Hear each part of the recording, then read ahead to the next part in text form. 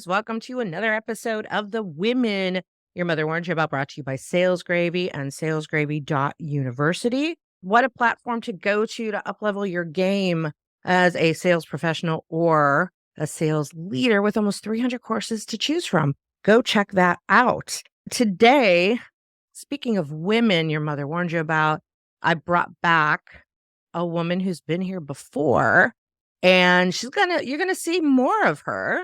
Tatiana Fiera is back in the house. Welcome, Tatiana. I'm so happy you're here. So excited to be here again. It was so great. I couldn't wait. And awesome. So I'm excited because you and I got into such a great conversation the last time you were on the show.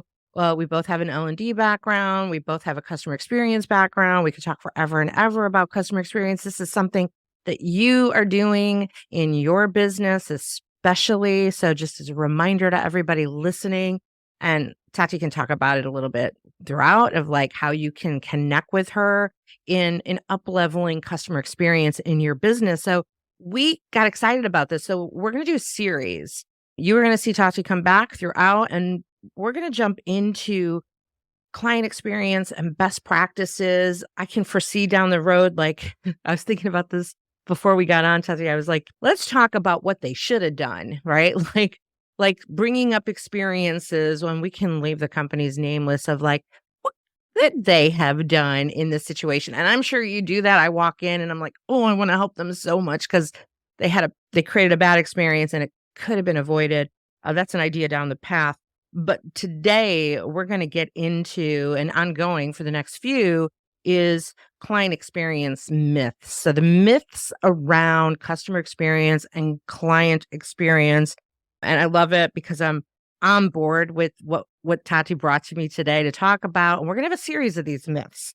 And this is something that Tati does with companies. So I'm going to hand it over to you to like introduce this first myth for us to talk around, Tati. Thank you, Gina. Again, super excited to be here again. So the myths actually came from looking and so much out there in terms of the silver bullets and CX and the things you should be doing and the conventional wisdom of ask questions, ask open-ended questions, or tell a story, or be everywhere, so they can see you everywhere. And the product is what matter, or product knowledge is what's going to sell the product.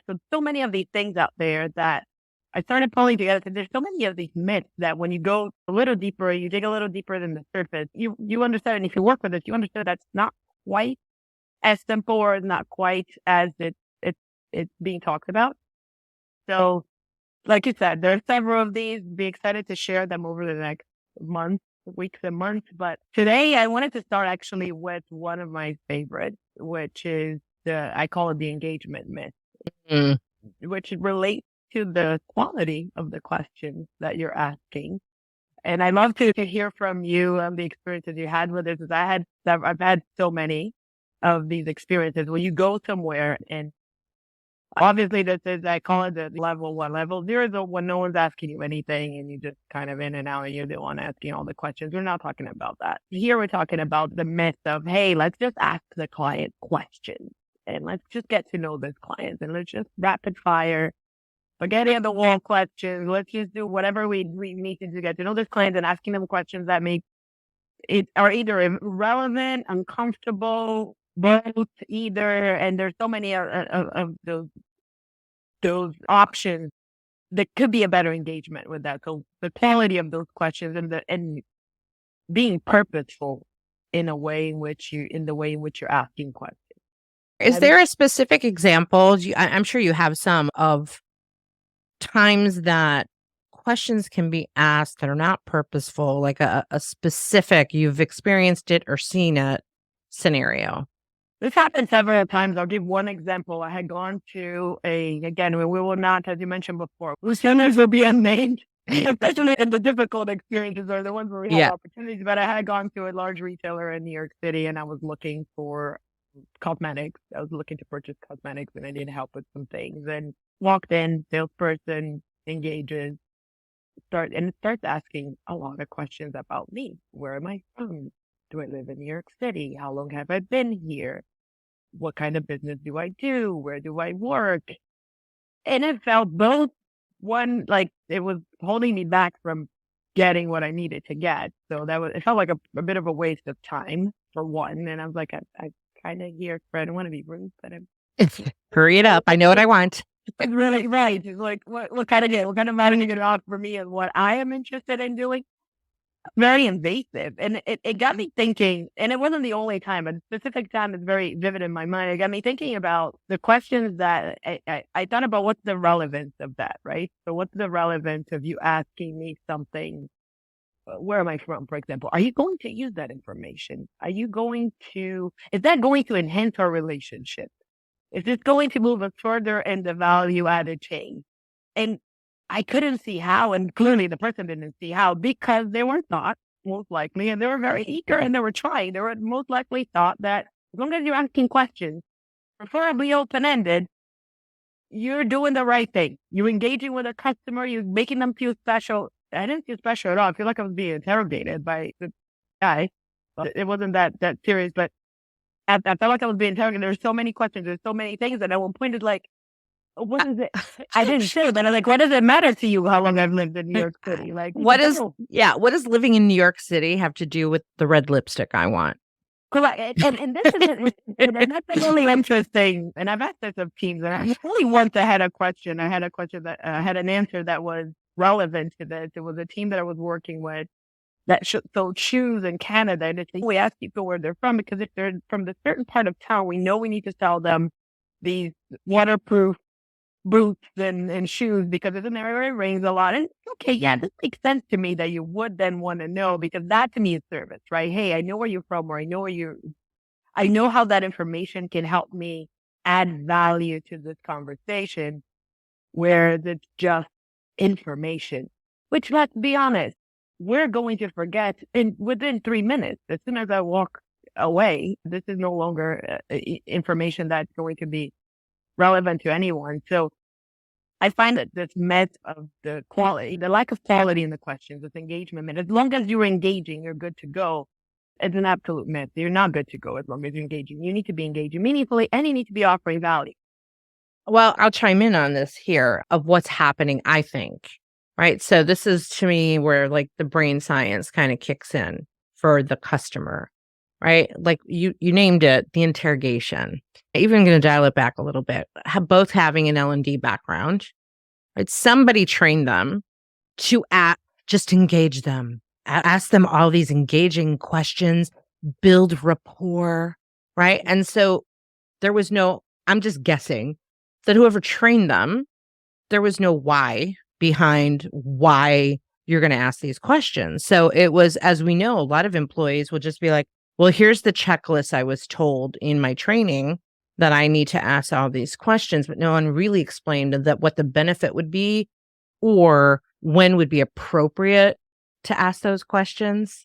And so when you're getting that question out of nowhere of like, how long have you lived in New York? Your brain's like, wait a second, something feels not safe here. And then your safety bias is kicking in, your negativity bias is kicking in because your brain doesn't know the difference, right? Your amygdala is like, why do you need that information? Especially today, especially as a woman. I don't need to genderize it, but I'm like, why do you want to know where I live? Why do you want to know? Like, I'm getting like, my brain is like, whoa, danger, right? So that's part of it. And then if they don't set it up with a why behind it, right, that's going to kind of trigger you. I have 2 examples of these engagement issues. So, for example, in sales, right, in the B2B space, even B2C, like let's just talk about you're doing outbound telephone prospecting. And you're going through your list and you're calling people and someone answers the phone. Tatiana answers the phone. And I'm like, hi, Tatiana, how are you? And you're like, what's your reaction to that? You don't know me. Like what's going through your head when I'm like, how are you? It's the script, right? You're following that script and what you've been told to. We discussed it a little bit last time, but the welcome, right? The difference between saying welcome and actually welcoming somebody, which we can have a whole episode just about that. But it's the welcome to fill in the blank. It's the least welcoming thing you can say, because it's a check in the box. Oh, but I said it. I even looked up from my phone when I said it.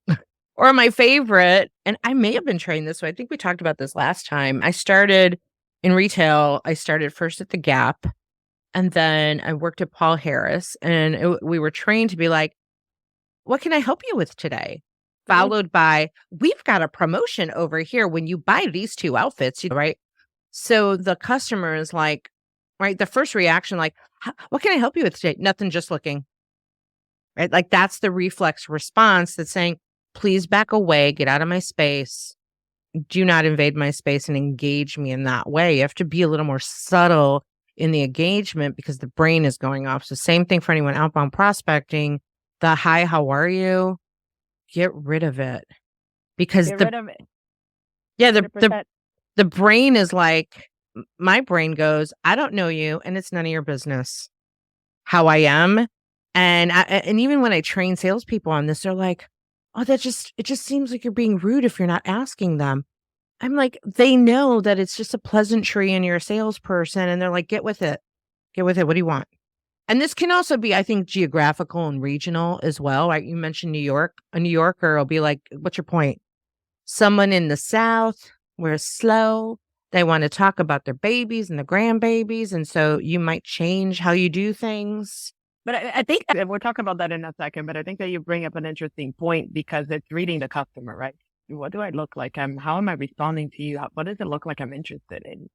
You can read my body Yeah. language. You can read the intonation of my voice and how I came. Like, what is it? Am I doing 3 other things while am I talking to you?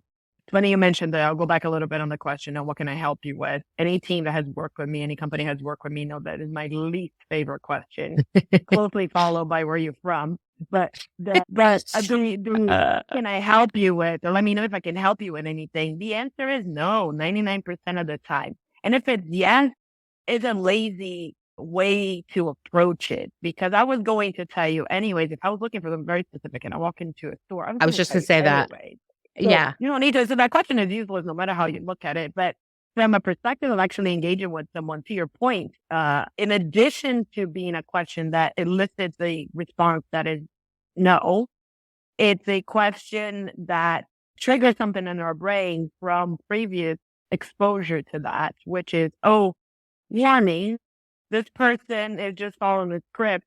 They don't care that I'm here. They're really Yeah. not going to help me, which is also that connection you get when you call a customer service line and you talk to someone and within the first few seconds, if they're going to help you or not.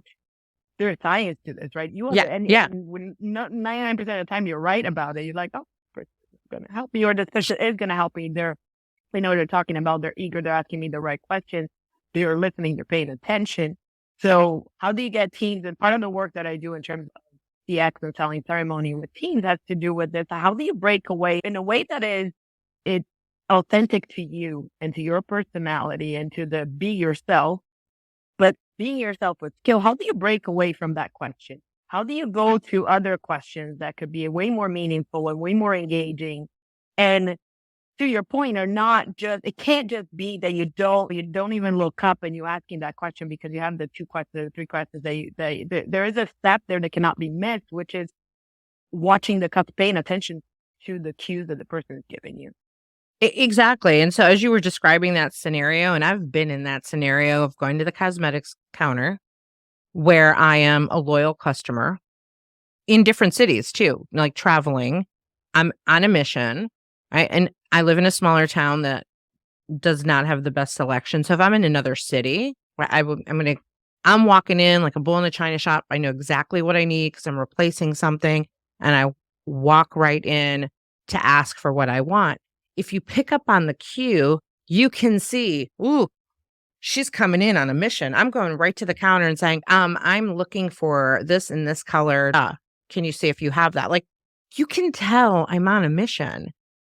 I'm not just kind of meandering, looking around. Right? I'm just going straight in. Don't ask me where. That's one key cue. But I would challenge you with that. And I can still stay on your tempo and offer you something additional. Exactly. You can then mirror and match me. You could mirror and match me. You could even test the waters with, because observation. I observe people. I watch them. and I can read them, and it always surprises them. They're like, how'd you know that? Right? Like I can read them and I'm like, you are on a mission. You are on a mission today. You got something special going on today?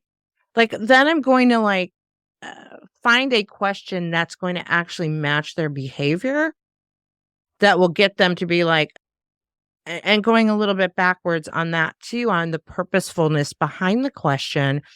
That's really about what's in it for me that you're asking me this question. Why should this question matter to me? What am I going to get as a result of answering the question? So I've seen a couple different things happen that kind of came to mind on this.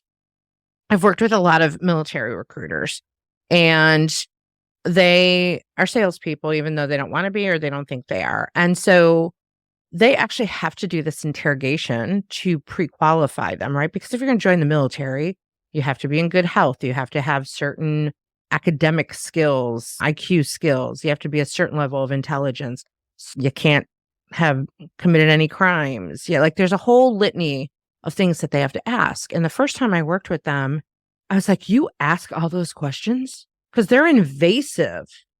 Like, I was surprised, like when they have to talk to women, they're like, they have to ask women about their periods. And I'm like, that just feels weird. As a civilian, I said that to them. I'm like, I get it that you need to get there, but do you have to get there right away? How do we warm up before we start hey, I do need to ask you a couple questions that are going to determine whether or not you're actually eligible. Like, you can get there, but don't start there. That's number one. And then another example, when we were building our house, this was like when everything was crashing and burning in 2020, and the impact of that, because we are in this house now a year and a half. So this might have been 2021, 2022. Couldn't find houses, had to go to a builder, and they were all living high on the hog. Like, they were like, people just wanted a house. They came in, and then a lot of builders went into a new mode of like, this is what we're selling you. You don't get to pick anything anymore. And so it became very transactional in the home builder world, in my opinion. So I must have visited 5 or 6 home builders, and every single one of them, when I would walk in, that salesperson was just overworked because they didn't have to sell. Like, people were like, I'll take it. You've got a house? I'll take it. And so I would walk in and I would start asking questions, because I'm trying to provide information, and this will lead us into the storytelling piece of this. The questions were so, again, transactional, and well, how many bedrooms do you want? Okay, I'm like, well, I'm actually looking for 4 or 5 bedrooms. All right, well, we only have 3-bedroom units. I'm like, okay. And I would walk out. And because I've trained a lot of salespeople in home building, the question should have been, hey, tell me a little bit about your lifestyle. Because if you would have probed that and you learned that I need a space where I can have a home studio, I need a space for my stepson. My husband would love a man cave, right? If you said something like, tell me more about your lifestyle and your family and who's going to be living there, they could have told me, and I already knew it, but I'm going to see if they would tell me, well, we've got these 3 bedrooms, but here are some models that actually have some bonus rooms. And this is what you could do in these bonus rooms. After they asked me more purposeful questions about what I was going to do in the space. It's so connected with your first point, right? In explaining to someone first that preliminary, and sometimes you have to, just the same way, sometimes you have to repeat to someone what they just told you to make sure that you got it. The technique of communication that is incredibly effective. Hey, if I understand you correctly, this is what you're looking for. But this discovery, that's what purposeful questions will lead to. The discovery of, so then I become, which has been a change that I made to nomenclature and various organizations where I've been in, but it has to be beyond that. It has to be beyond the title of salesperson to advisor. Many times, how do you become an advisor? How do you advise someone? It's by asking those questions, by understanding what you could be looking for. Because this is the moment where my role as the expert is to understand what you're looking for, to understand your desires, to understand your objectives, because you might be asking me for something that it's not aligned with your final objectives even. So in a way, it's to challenge. In a very soft way, but it's to understand like, okay, you came looking for this, but based on what you're telling me, yes, what you came looking for may be good. Or here's 3 other options, or here are other things that you could be doing with that, right? I recall some of the best connections when I worked, when you're selling it. I'll give an example of a handbag to someone. And they come in and they say, hey, I'm looking for this and I want this handbag, which is like super soft, delicate leather and white. You take a look and you pay attention that this person's bag that they're carrying looks like it's carrying the world in it. And so you got to be smart about how you're going to talk about this, but you want to be that advisor that says, and not to say, and not to blurt out, oh, this is really delicate. I don't think this is. You look a little rough around the edges. You look a lot, right? Maybe this is not for you because how do you create an environment in which I'm asking you the right questions? So what are you going to use this for? Can I ask you a couple of questions to understand, to make the best recommendation for this? Then you read the cues. No, I've done all the research. I don't want recommendations. Okay, let me show you this one. Maybe I'll still squeeze another one with a lot of skill, but a lot of times people are open. Yeah, sure. Let me tell you about my lifestyle. Let me tell you about myself. I know you came looking for this. Yeah. Here's the option I have for you. Here's something you may not know about, which is the worst kept secret in customer experience. The person that is servicing your need, that is there speaking to you, knows a lot or should know about their offering. They should know about what will work for you.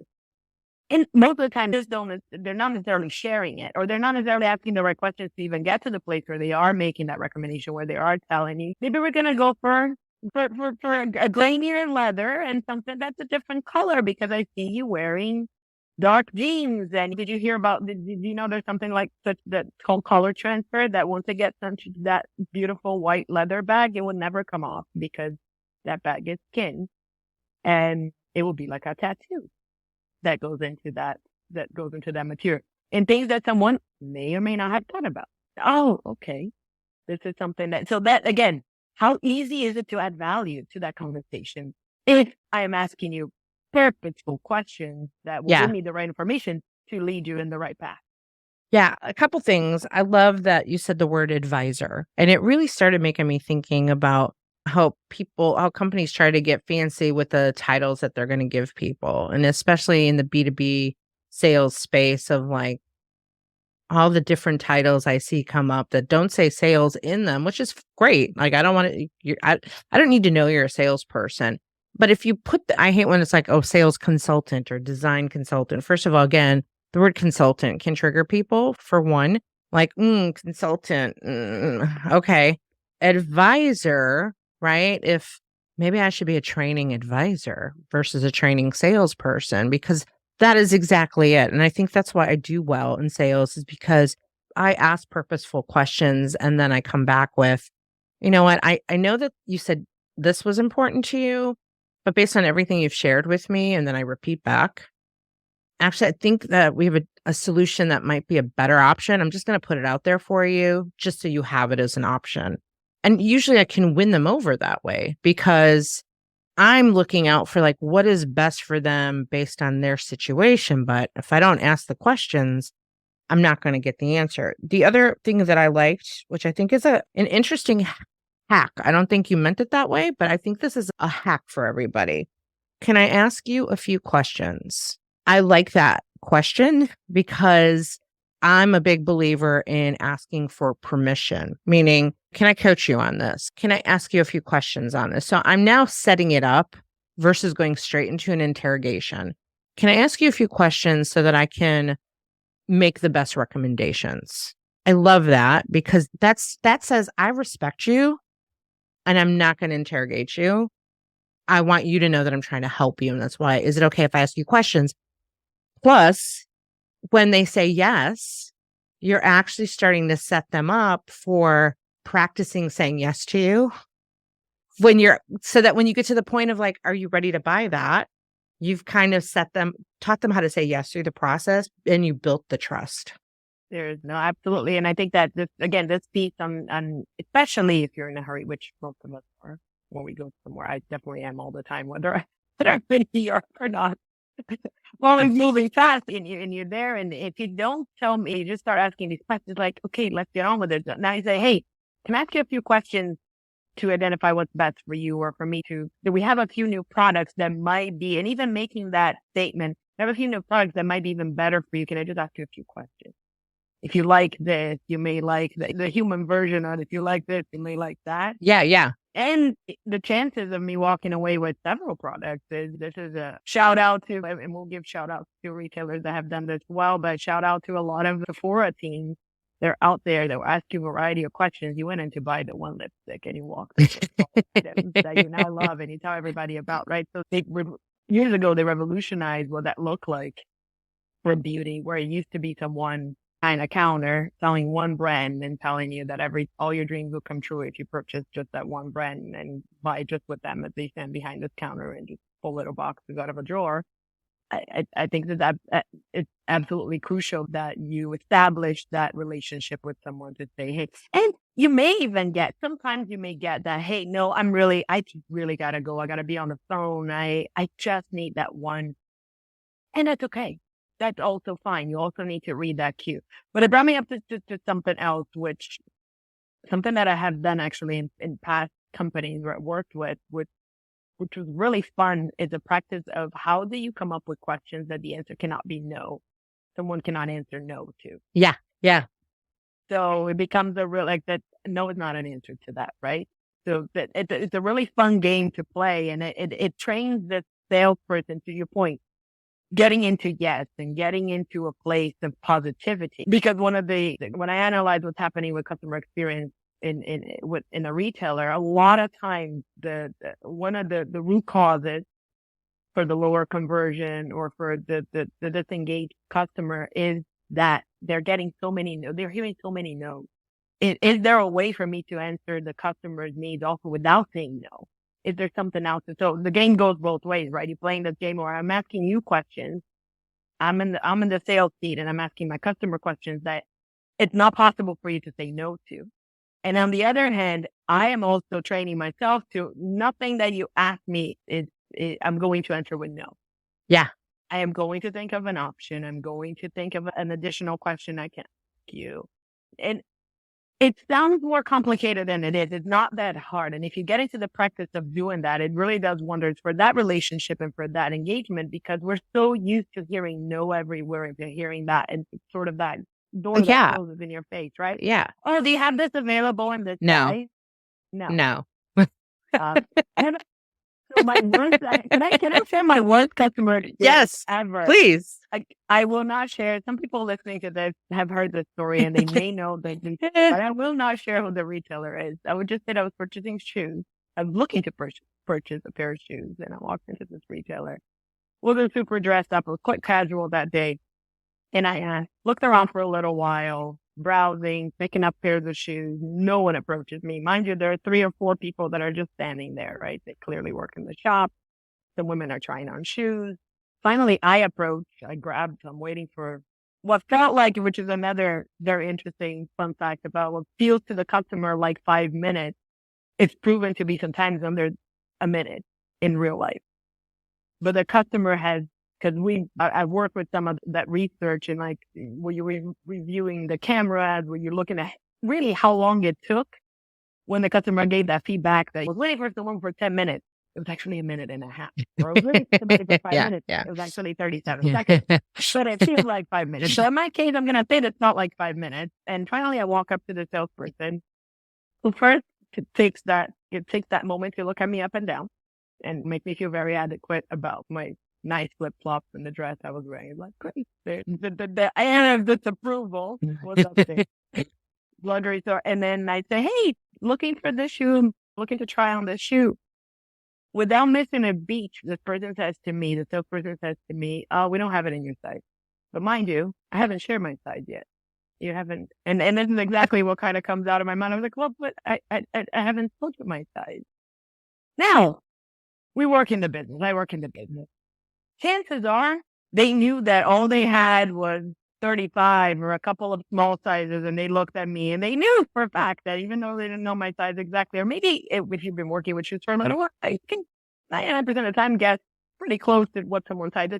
So there's a chance that he was, but how did that make me? You haven't even asked my size yet, and you already told me your product's not available to me. You haven't offered me anything else. You looked at me up and down already as if it didn't belong in your shop. Yeah, we're not selling you any shoes, lady. Correct. You're not. So I said, well, you haven't asked my size. And then I just looked at him, gave him the shoe, said, okay, thank you so much. And I walked away. I went on to purchase 2 pairs of shoes at a different retailer later on. Never again returned to that original one.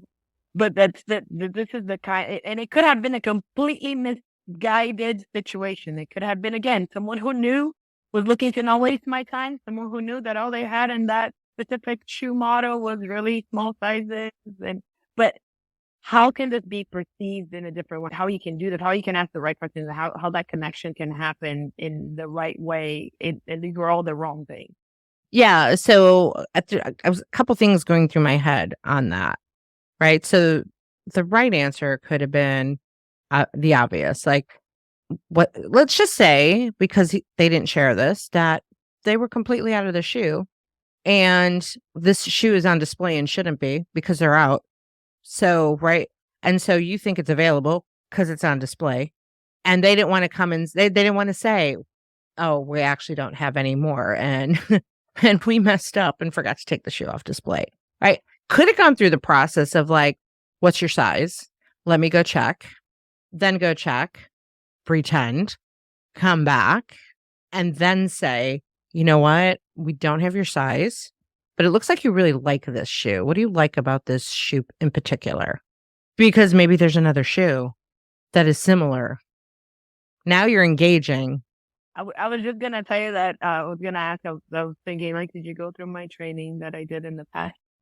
Of exactly that. That's why we're going to this is exactly what you do. And beyond that, I know your size, and this actually, I have to be very thankful for experiences like this, because this inspired me to, in specifically working with shoe salespeople and training them and saying, all you got to know is their size.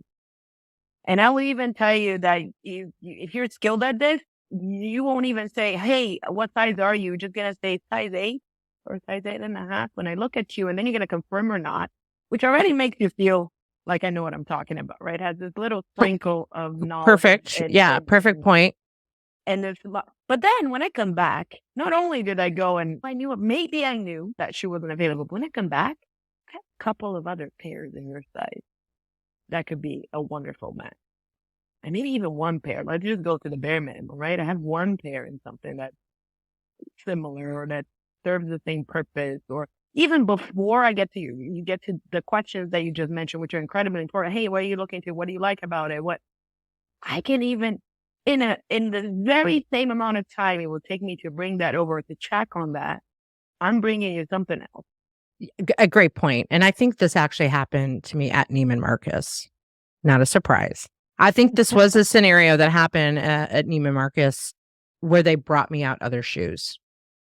Where they're like, but the shoe you want, we're out of it. And I'm like, oh, but I brought a few others out for you. Just, they're similar and you might like these. And I'm like, and of course I bought something because they spent the time to go, okay, like, this isn't that hard. This is just, it's not that hard. What's hard is to transform. And I wouldn't say it's hard. It requires a plan. You need a plan to transform that into a behavior, into a habit. Because once it becomes behavior, once that becomes the way I sell, there's no stopping it. You see the benefits, you see how it works, just like we do other activities without really thinking about it much. It just, yeah. So a lot of this work with CX, and a lot, again, it is the soft skilling practice of changing behaviors, how getting in real life, getting the frontline, the customer facing team to be consistent with it. But it requires a plan, and that plan requires it is training, it's follow up, it's circling back, is coaching, it's consistent feedback, is the evolution, it's following them through their own evolution in that, and who's responsible for that, and how are they skilled or upskilled to be adequately responsible for those things. So there's there's so many of those people. Yes, it's super simple, and yes, we all know it, and yet we are hard pressed to find any examples where that has happened consistently. There are certain friends and there are players out there that have done a much better job than others, but it just requires it's ongoing. And that's what many times the companies that are selling you the silver bullets want to talk about. Because if I'm telling you it's ongoing, if I'm telling you it's behavior, if I'm telling you may get a little discouraged, but if I tell you I have a silver bullet, just buy my software, or just do this, or just do that, or just my favorite cascade, just tell them they will do it. That's my. Well, I'm sure this sounds familiar to you, right? This comes up a lot for me. There were years ago, this is the first time it came up in a conversation. I was making a really big pitch to a Fortune 500 company for a training program. And it was like out of the scene of Mad Men. I was at this big table. They had ashtrays. They could smoke for real. And I'm not that old to go back to Mad Men days. And the question came up, what are you going to do to ensure the training sticks? I'm sure you've heard this, right? And I couldn't help it. The sassy in me was like, what are you going to do? Now, we didn't get the account. We weren't a good fit, but which was fine because it wasn't really, it wasn't a good alignment. But training is only as good as the continuation, the consistency, the leadership. And so I said, I can't remember if I said, what are you going to do? I think my politically correct response was, well, since the leaders, since the managers are going to all be part of the training, I will work with them on how to coach around that to make sure that the training is sticking. And they go, oh, the leaders are too busy for that. They're not going to be in the training. And that was my real like, oh, I don't know if this is a good fit for us, because I said, I'm not going to be there with them every day. Somebody has to hold them accountable for this training to stick. So, right, that's a whole cumulative thing going on there. And that's where your expertise comes in, and also to say, hey, because what I see the key difference being, yes, there's some things that you can generically say, hey, this is what needs to happen for it to stick, right? But when you get to work with a company, when you or I are working with a company specifically for this, well, you're identifying what are the there with that company culture, with that right, product, with that sales model, with that operational model. Yeah. How do you? And there are going to be so many nuances to that. So it's not so much the complete, but it's not this, oh, let me just get a generic step 1, 2, 3, 4. And to your point, like, oh, the managers, and obviously if they're not ready to do the work, that's a whole nother conversation, because otherwise it won't stick. We know this. Yeah. But even understanding, and this is something I'm very keen on, is how do you understand the current scenario? How do you understand where they are today? Because a lot of times when they're working with a consultant, when they're working with somebody that is giving them directives on, hey, this is what you should do, they're using ideal state. Yeah. They're talking about, hey, if you have all employees, you should have 3 people on the floor. 1 person is only observing. You should have, fantastic. I have 0.75 person on the floor on any given day. How do you actually, and that's where I think things get lost in translation many times, is because a lot of times you're also not working, companies are also not working with real life scenarios. They're working with ideal scenarios. Oh, when I have this dedicated customer experience manager, then I can do all of these things. Until then, everyone is really busy. And so that's a key point in the participation. And listen, it's human, right? We all want some things that will solve things quickly. We all want the quick solution, something that hopefully doesn't require much of our effort for things to get solved. That's not really how it works. So that's probably the key. I think you've uncovered something really important, which is the key to this whole conversation we're having around CX, is why, if we all know about this, why don't more companies do this on a regular basis? And that's the answer. Well, maybe we should dive into that on the next episode. I think that's a good place to dive into and keep people wanting more. Plus, we will get to the storytelling myth on the next episode. and how this conversation engagement piece actually feeds into the storytelling. But I do want to come back to, why aren't companies doing this the right way? So I just can't wait for this series to continue. If people want to reach out to you to work with you, Tatiana, what is the best way to do that? They can reach out to me on LinkedIn, Tatiana Fiera, or they can reach out to Tati, T-A-T-I, at tatifiera.com is my email, and you can reach out at any time. Again, not just providing services of advisory and consulting, but also always happy to have a conversation and get to meet people that are as passionate about this topic as we are. Awesome. Awesome. Well, unfortunately, we have to wrap up. It is time to wrap up, but we'll be back together very soon. So thank you for being here today on talking about the myths behind customer and client experience. Thank you so much, and looking forward to continuing the conversation. Awesome. Okay, listeners, thank you for watching this episode of The Women Your Mother Warned You About, brought to you by Sales Gravy and salesgravy.university. You can also watch this episode on YouTube. So check that out, especially today. If you see how we are color coordinated, you might want to go check that out. WomenYourMotherWarnedYouAbout.com will bring you to everything, all our social media channels, including our YouTube channel. So we'll see you next time.